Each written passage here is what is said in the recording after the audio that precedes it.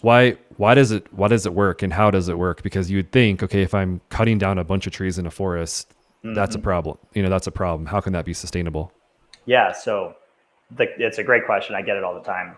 Again, I'm still not qualified to answer it properly, but from what I know, the uh, the key here is that you have to work with forests that are sustainably managed. And so, essentially, what that means is that you know, if you have a North American forest, or they have forest privately owned forest lands all over the world, really, but let's just use a North American one for example.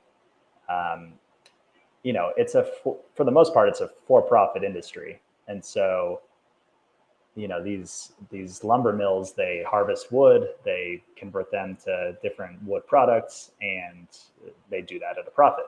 And so when it comes to mass timber and the thought of cutting down trees being bad for the environment, well, in reality, it does a lot of things to cut down trees. So number one is, like I mentioned before, trees do stop sequestering and pulling carbon from the atmosphere at a high rate as they hit a certain age. And so, just leaving a forest untouched is not necessarily the best thing when it comes to pulling carbon from the air. And so harvesting trees is a good thing from that perspective. It's also just an overall capitalism thing, right?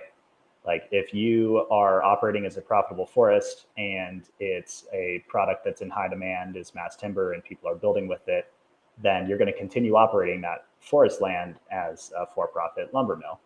And if Amazon or somebody comes along and says, hey, I want to buy, 800 acres from you, and I'm going to turn it into an industrial park or a distribution center, that's where we get into problems with forest land, is clear cutting.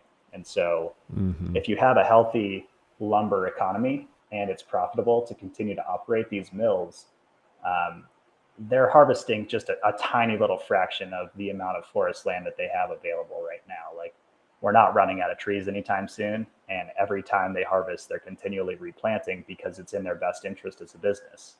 And so, whenever people bring this up, that's always what I come back to, is the real problem is if there's no interest or demand in forest products or in wood products, and it's more profitable for these folks to sell their land and go do something else. And that's when we lose the trees permanently.